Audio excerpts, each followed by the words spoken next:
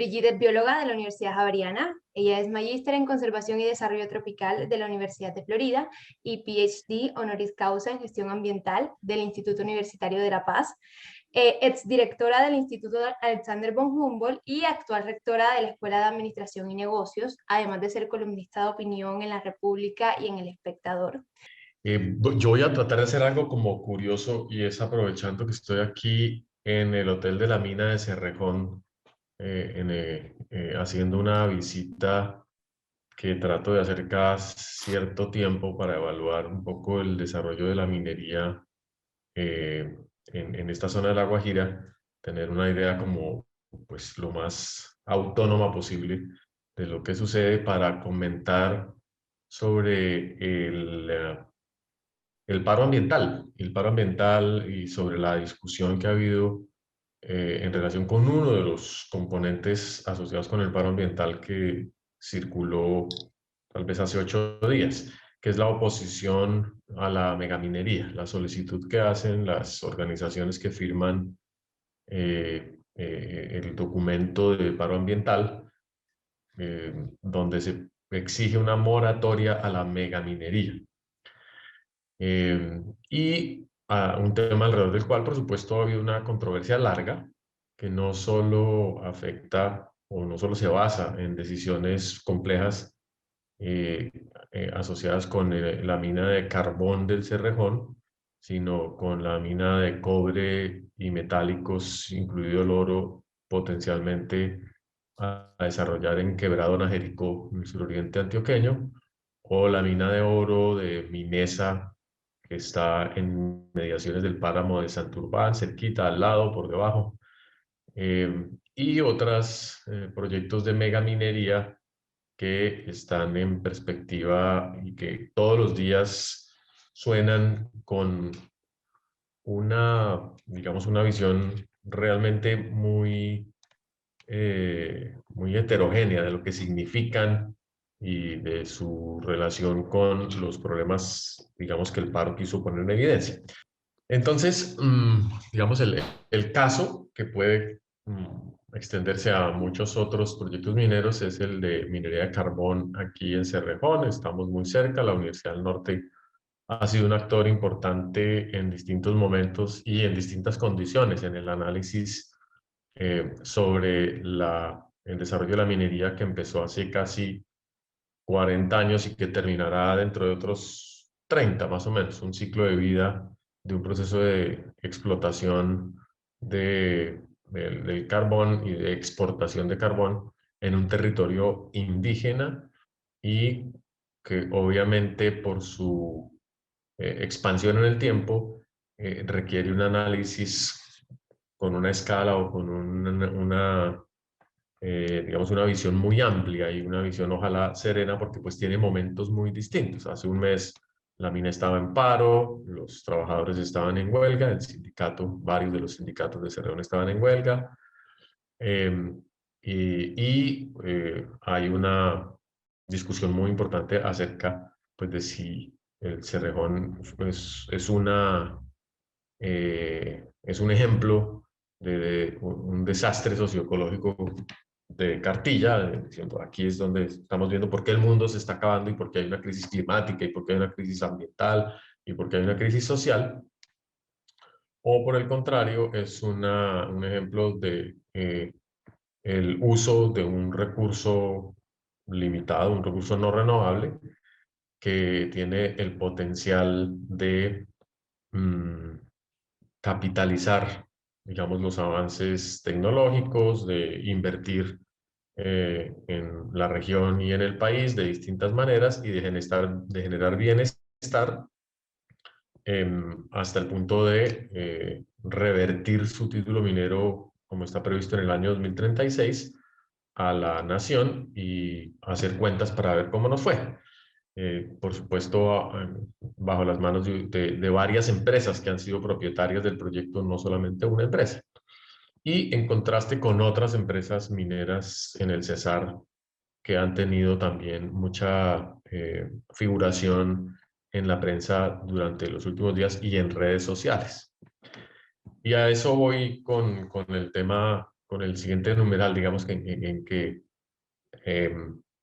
al que quiero hacer referencia directamente, y es cómo se ha tratado el caso de Cerrejón en las redes sociales. Cuando uno mira, obviamente se me escapan muchas cosas, esto es como de la práctica de Twitter, por ejemplo, siempre llama la atención, digamos, la visiones muy antagónicas en el análisis de la situación. En general, hay un grupo de personas y de organizaciones que acusan a la empresa de haberse robado un río, de haber desaparecido y haberse apropiado del agua de las comunidades indígenas,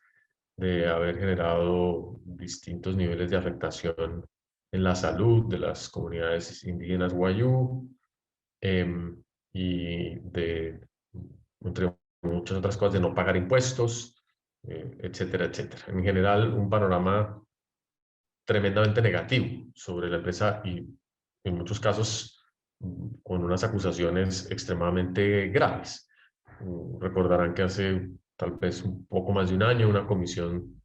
de Naciones Unidas de la Relatoría Especial de Derechos Humanos vino y exigió unas salvaguardas especiales para algunas rancherías que estaban ubicadas en el territorio cercano o en inmediaciones de la mina. La empresa adujo que estaban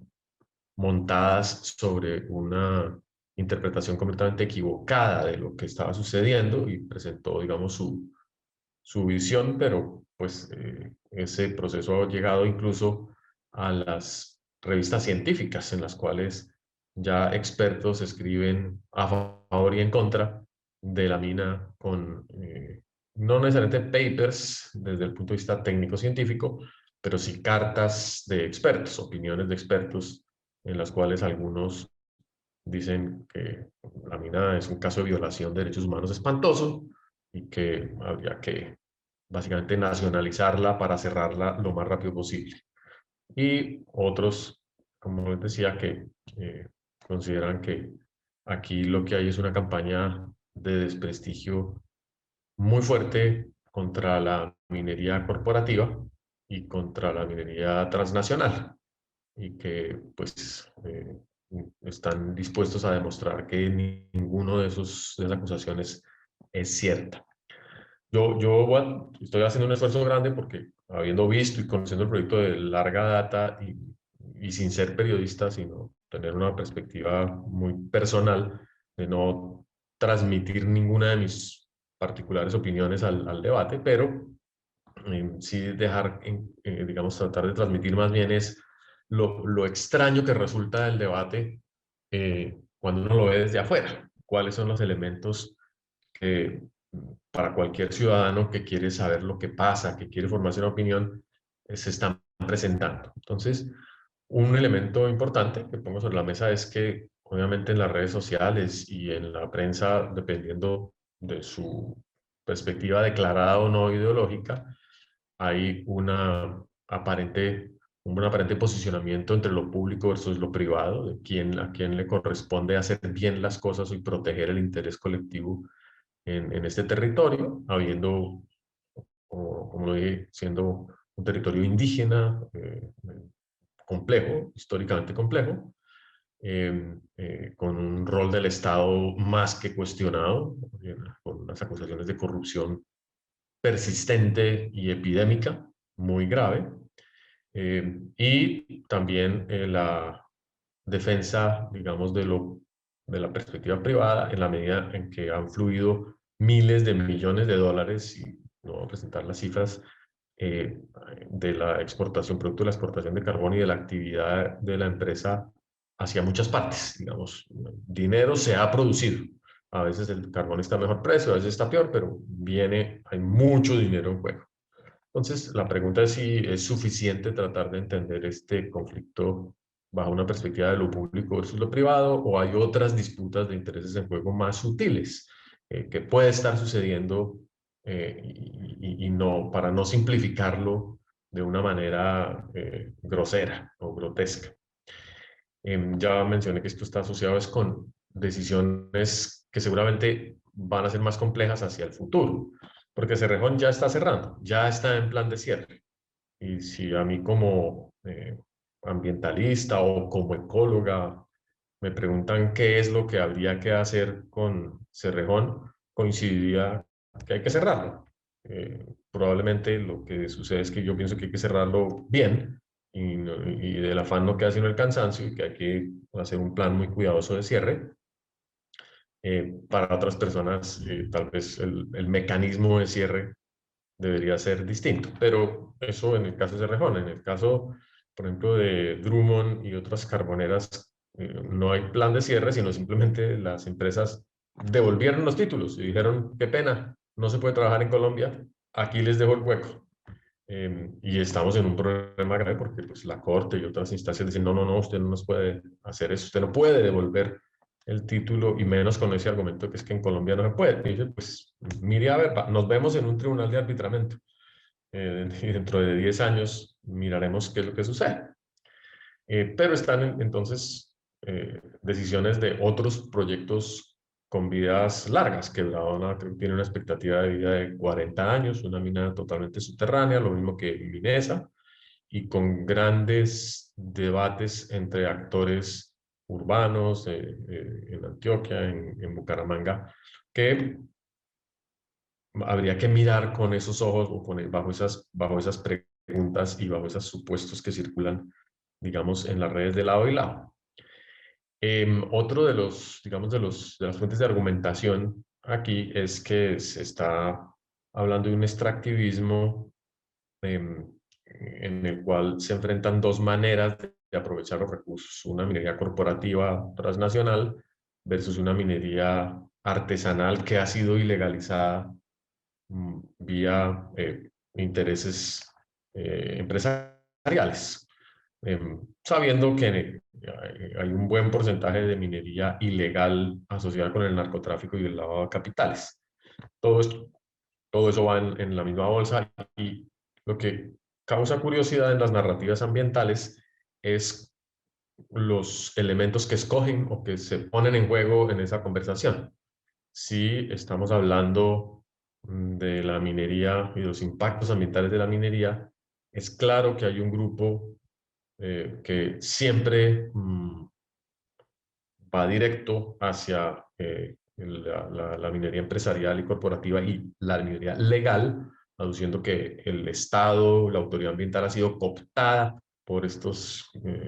intereses y que, pues, que no tenemos realmente una capacidad independiente de definir qué es lo que pasa porque su poder es demasiado grande. Y al mismo tiempo entonces ignoran o nunca mencionan ni la minería ilegal ni la minería artesanal, sino están enfocados en el debate sobre la minería corporativa transnacional. Y no necesariamente pensando que es un debate de defensa de los intereses nacionales o de los intereses públicos. Hay distintos enfoques ahí. Y por supuesto las empresas que adquieren páginas completas en los principales periódicos de Colombia, que prometen parece un chiste, un mal chiste, pero prometen el oro y el moro porque sacan oro y hacen parques ecológicos, trabajan en protección de la fauna y la flora, y pues entregan algunos impuestos y regalías. Yo creo que ellos también coinciden en que el régimen de impuestos para la minería es muy especial en Colombia, pero así es la ley. Entonces, pues ellos cumplen con la ley. Entonces, si estamos hablando de dos tipos de propagandas, realmente como agendas y narrativas estructuradas en modo propaganda, más o menos desfachatada, o si estamos operando en un debate donde sí circula cierta información, donde circulan criterios de análisis, donde estamos tratando de enriquecer la visión del público para que eventualmente tome mejores decisiones y especialmente en estos momentos particulares donde pues, sabemos que el carbón hay que abandonarlo por sus efectos contaminantes, pero también sabemos que abandonar el carbón implica cerrar una actividad económica gigantesca que ha mantenido una buena parte de la economía en la costa Caribe. El 50% de la economía de La Guajira depende de la mina de Cerrejón. Hasta donde entiendo, puede ser menos, puede ser más. Pero pues lo cierto es que la mina existe, la empresa existe, los Guayú existen, el gobierno regional existe, Corpo Guajira existe, pero no estamos entendiendo realmente cuál es la articulación entre todos y el pobre público no tiene, yo creo, elementos de juicio muy concretos. ¿Cómo hacemos para dar un brinco, digamos, hacia un modelo informativo, un modelo deliberativo, menos, menos propagandístico, digamos, y donde tengamos la posibilidad, concluyo con eso, de enriquecer con una perspectiva más compleja el tema de la minería, sin necesidad pues, de traer a todos los colombianos a hacer una gira por el territorio o a hacer un referendo por la minería o tratar de construir un aparato participativo gigantesco que pues es inviable o se hace inviable y además que genera también mucha vulnerabilidad. Pero esa última frase la dejo para la conversación. A mí me gustaría un poco si pudieras hacer una reflexión sobre, digamos, y si es prudente, digamos, sobre la dinámica de la información durante el reciente paro, si lo puedes hacer. No estoy tan seguro que eso sea como tan sencillo, pero pues hubo una participación importante de distintos organismos ambientales y me parece que sería interesante mirar cómo lo miraron, digamos, o hacer una reflexión sobre cómo lo miraron. Y el segundo punto es un punto que hemos hablado mucho y del que hemos hablado mucho y que quizás lo hemos tocado con Alejandro Germán y con muchos estudiantes. Y es en esa dinámica como tan, entre comillas, perversa de la red, ¿cómo hacer para que haya realmente un modelo deliberativo o un modelo informativo que enriquezca perspectivas? Porque pues porque la dinámica de la red es un poquito perversa en ese sentido. Y por lo tanto, pues ese es un debate que se da en el seno del periodismo, pero pues que no hemos podido resolver y que no ha sido tan sencillo, a pesar de que hemos echado mano de muchos lenguajes y de muchas construcciones. Bueno, yo creo que hay una progresiva alineación de sectores asociados con la información y de personas. Como que cada quien quisiera ser el mejor cirujano, el más justo, el más relevante, y eso va implicando que el punto de partida desde el cual operan, no solamente en las redes, sino que ya estamos hablando en emisoras o en prensa escrita, muchos, sobre todo, no diría cronistas, pero sí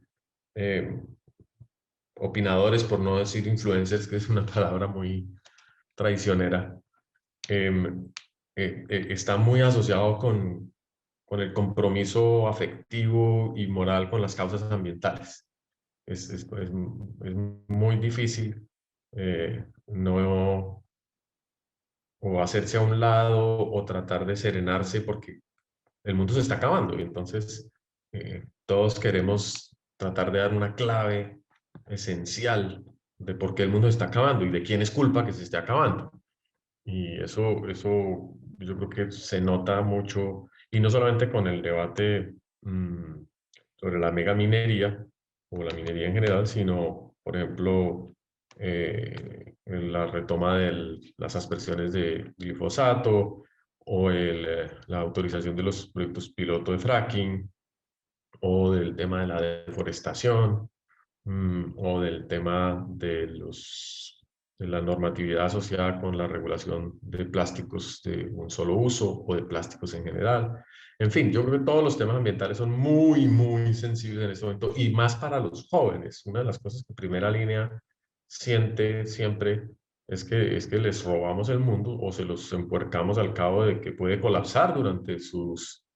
periodos de vida y pues eso genera una indignación gigantesca. Entonces, las intervenciones que vienen de distintos sectores pues están muy, muy impregnadas de esos sentimientos de urgencia, de esos sentimientos de angustia, y pues no es tan fácil. Tal vez lo que necesitamos, y le pregunto a los estudiantes qué opinan de un curso de periodismo zen, de cómo sentarse un ratico antes de decir algo, a ver si logro entender la complejidad de la situación, porque es cierto, el carbón es el que causa el cambio climático, pero el carbón colombiano también nos permite construir adaptatividad al cambio climático, pero no es legítimo que lo saque una compañía extranjera, pero sí es legítimo que en fin, todas las posibilidades existen, pero como que lo que queremos es que nos suelten en un estadio a darnos puños entre todos y el que quede toma la decisión de qué va a pasar. Entonces, esa es como mi perspectiva y eso es, digamos, lo que pasa en las redes y ese es mi ejercicio personal, el sentarme a leer quién dice qué e incluso en los casos más agresivos o que a mí me parecen más afectados por la subjetividad o por las pasiones, ponerme los zapatos de la persona, desde dónde está hablando, tratar de saber qué tanto conoce y en qué basa sus interpretaciones o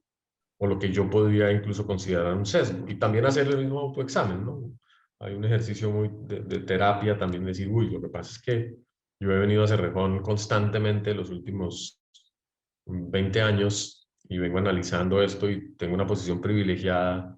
eh, en términos de acceso a la información y seguramente sesgada también porque pues, yo no soy periodista ni he hecho investigación deliberada o organizada en la región. Entonces,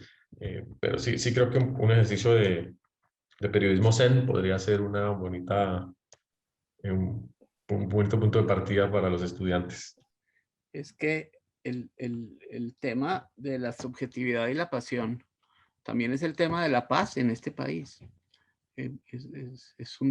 Entonces no solo es un tema ambiental, es un tema como de país y es un tema de comunicación. Y por lo tanto, pues sí, hay que hacer zen, sentarse y etcétera, pero también hay que actuar. Y entonces, pues ahí viene un dilema. Para los asistentes, solamente a manera de dato un poco anecdótico, pero es que no es tan anecdótico porque creo que tiene bastantes seguidores. Brigitte es columnista en uno de los medios colombianos, pues que tiene una gran influencia en el ámbito digital y en el ámbito impreso. Y por lo tanto también le ha tocado enfrentarse desde el punto de vista de lo que es comunicar cosas, a esa cosa que se llama subjetividad o que hemos llamado subjetividad, pasión y emoción, que es otra cosa que atrae mucho a los jóvenes ahora. Pero sigue, Yoleisis. Constanza Vieira en el chat nos dice, La Guajira es el segundo o tercer territorio más pobre de Colombia, con Chocó, otro emporio minero en la miseria, en donde más niños mueren de hambre en Colombia. No parece que la minería del Cerrejón vaya a hacer mucha falta cuando se vaya. ¿Por qué quiere el Estado retener a esa empresa en Colombia?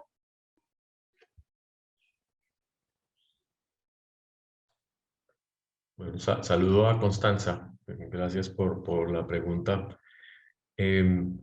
La pregunta en sí encierra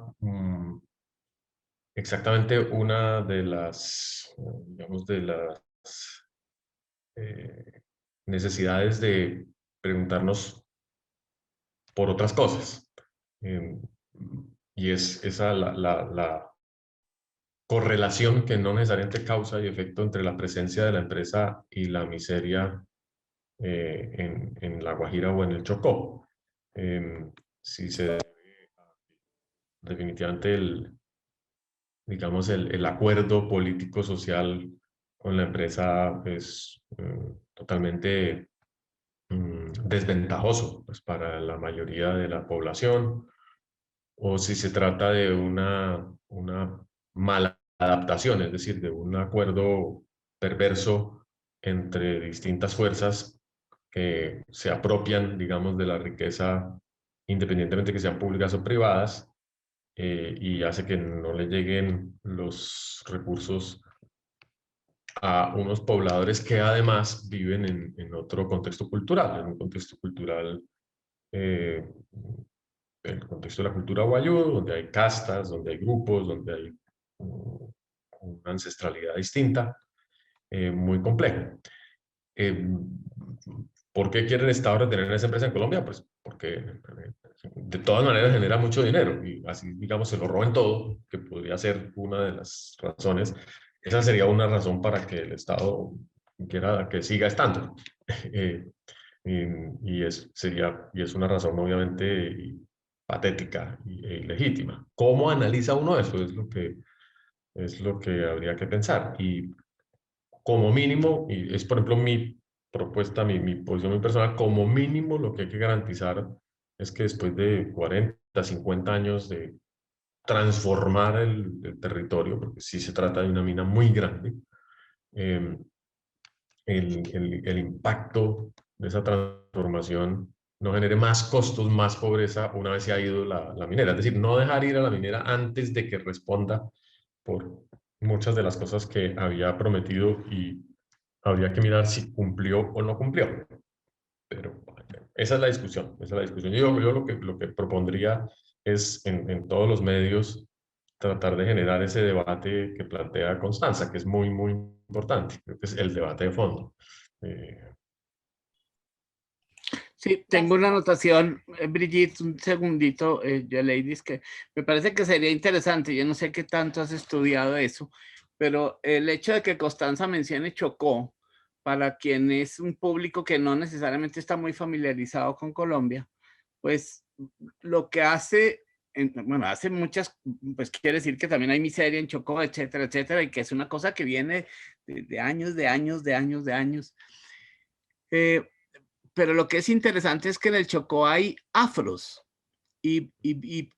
por lo tanto, digamos que la relación,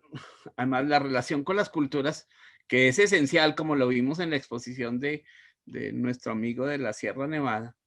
y como lo vimos también en las otras exposiciones, pues, de género y de cultura, pues sería chévere si pudieras como hacer de alguna manera una reflexión sobre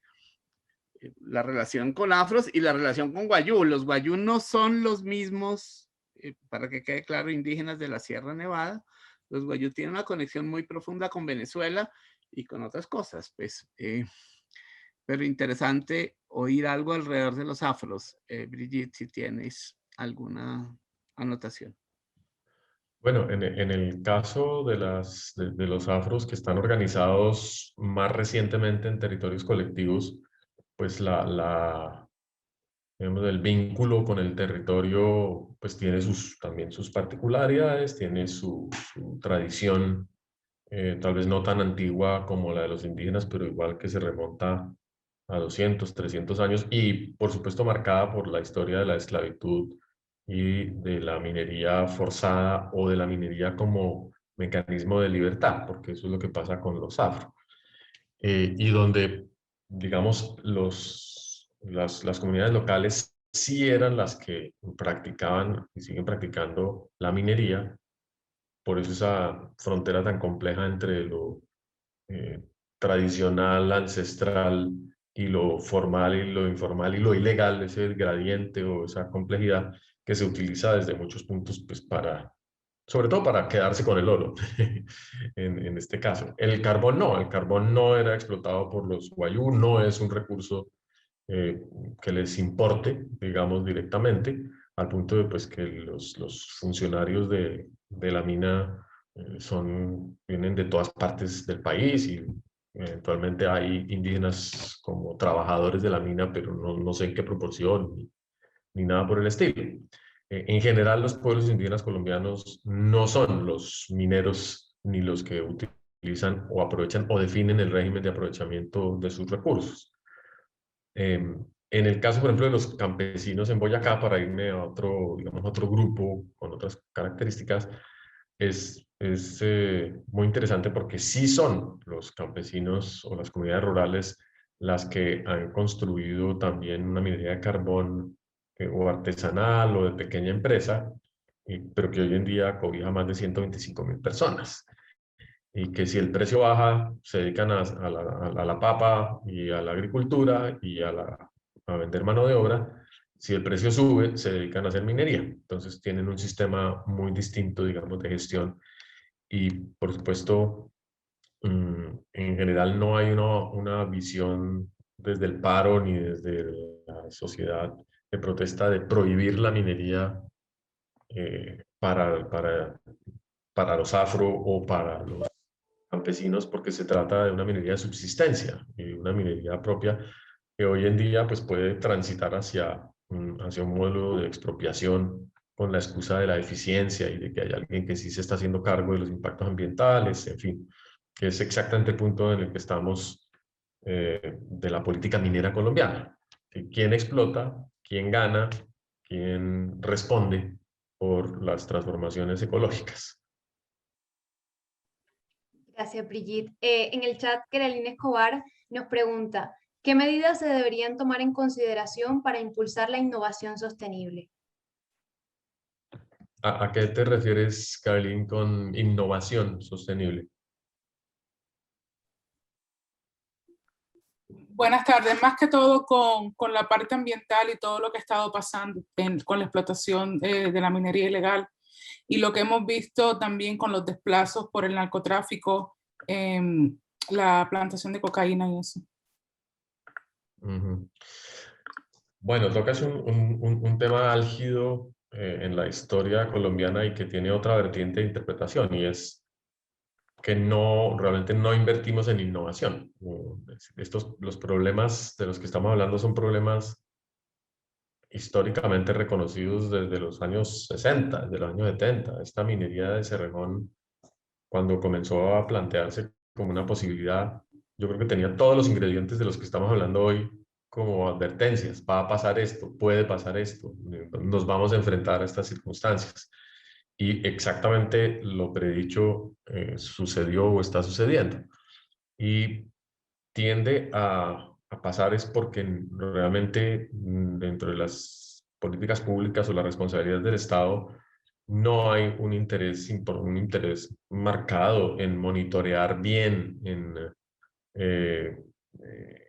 invertir en resolver los problemas que se van presentando por el camino, que es para lo cual uno tiene un Ministerio de Ciencia y Tecnología o tiene unas agencias y unos institutos de innovación. Y habiendo yo dirigido un instituto de estos, tengo que decir que es muy raro que el Estado le pida a los institutos ayuda para hacer mejor las cosas. Normalmente la política es deje que se resuelvan solas, porque en un ambiente o en una sociedad tan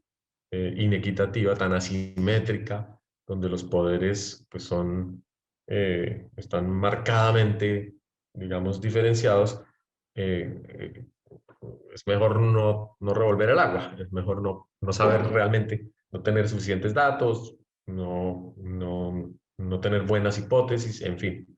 Y entonces ni innovación sencilla ni sostenible, que uno diría, bueno, ¿cómo vamos a hacer para que eventualmente la minería realmente sea una actividad interesante para mejorar el bienestar de los colombianos? Entonces debería haber innovación en instrumentos económicos, debería haber innovación en estructuras institucionales, debería haber innovación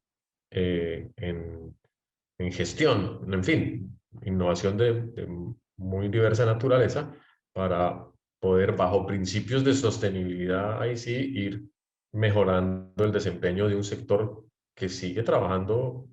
muy con la norma y con la perspectiva de la colonia, que es el extractivismo bárbaro. A pesar de que, digamos, los estándares de la minería internacional y de algunas de las empresas puedan haber cambiado sustancialmente. Yo creo que sí hay empresas más responsables que otras y que buscan hacer un mejor trabajo que otro, pero lo cierto es que no se trata de una política generalizada, es muy voluntario. Y Naciones Unidas, por ejemplo, lo acaba de decir en su documento de IPCC, IPBES, de las dos plataformas ambientales más grandes y más importantes, que no podemos confiar en los mecanismos voluntarios, que estamos sobreestimando la voluntad de los actores para construir sostenibilidad, que se necesita normatividad, que se necesita política pública. Muchas ¿Está gracias. el gobierno en función de querer establecer alguna política pública? No, yo creo que el Código Minero sigue siendo extremadamente sesgado al interés privado. La reforma tributaria debería tener un componente importante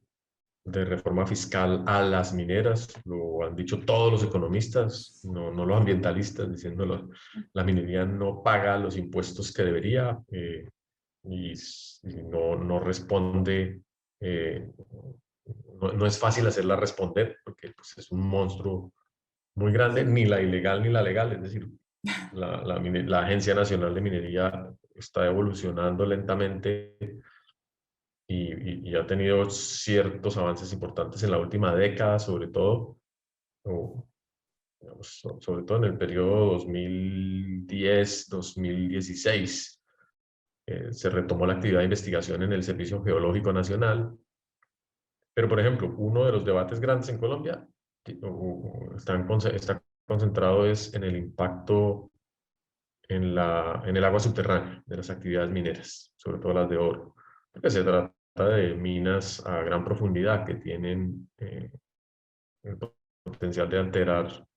la dinámica del agua profunda. En Minesa, en Santurbán, con respecto al agua de la cuenca del Suratá, podría ser un caso, lo mismo que en La Colosa, también en Jericó, en Antioquia. Y tenemos dos expertos en Colombia en hidrogeología. Y ambos trabajan en instituciones públicas,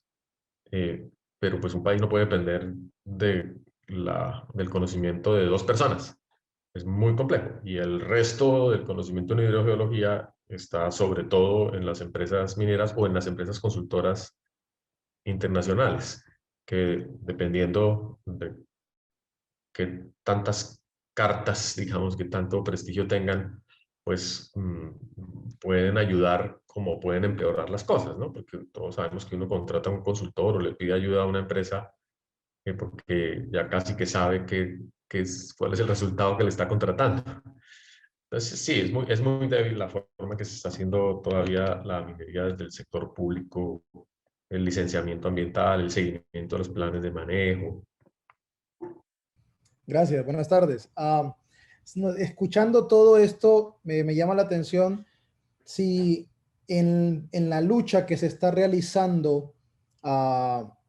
digamos, en contra de la explotación minera, en este contexto específico, se han contemplado escenarios futuros en caso de que la minera o la compañía minera logre salir. En Honduras, por ejemplo, la compañía Entre Mares explotó una zona llamada el Valle de Siria, donde dejó miseria y pobreza increíble. Fue algo pues terrible. Se peleó por la salida, pero al final, al salir, las condiciones en que esas poblaciones quedaron fueron horribles. Y lo que ocurrió fue que aproximadamente unos 6 o 7 años después de su salida, la compañía, pero disfrazada esta vez y bajo la sombrilla de un complejo turístico, intentó y todavía sigue intentando regresar a la misma zona, solo que ahora para proveer una idea de ecoturismo y seguir obteniendo fondos a partir de lo mismo que antes hicieron. Pues es la misma situación, pero ahora con diferente saco quizá. No sé si se ha contemplado los posibles escenarios de cómo mantener esta lucha constante para evitar que las compañías vuelvan, pero ahora disfrazadas, y continúen explotando estas comunidades. Bueno, no conozco el caso en Honduras, pero indudablemente es muy importante digamos, conocer muy bien quiénes son los actores de la minería eh, y de la minería formal, la minería legal, quiénes son los que la están controlando y generar todo un ambiente de mayor transparencia y de mayor responsabilidad. Eso obviamente es fácil de decir, pero es complicado de lograr. Y es una tarea, por ejemplo, para ustedes, cómo abordar eh, eh, construir esa transparencia, ¿cierto? Yo creo, de todas maneras, que los agentes dentro de la minería están expuestos cada vez más y obviamente la confianza en las actividades mineras como fuente de bienestar es muy bajita. La gente dice, no, puede cerrar los ojos y conseguir contratos para vivir un tiempo de la explotación minera o hacerse el que no, o hacer demandas temerarias para ver si de golpe nos va bien, porque finalmente también las empresas pueden ser víctimas de acusaciones que por distintas razones enriquecen a terceros sin mucha razón, pero que lo aceptan. Pasa con el petróleo todo el tiempo, ¿no? Entonces, el tema es cómo tratar de conocer muy bien las empresas, quiénes son, cómo están operando y exigirles un nivel de compenetración más directo con las comunidades, con las organizaciones sociales, unos espacios de conversación permanentes, que que estén conscientes de que su licencia social siempre está al filo de la navaja y de que finalmente la minería no está siendo vista o cada vez está siendo menos vista como una alternativa interesante. Porque pasa lo que dices, si finalmente solo sirve para enriquecer a unos pocos y empobrecer y dejar el desastre local, pues la siguiente vez que vuelvan los estaremos esperando, como dicen.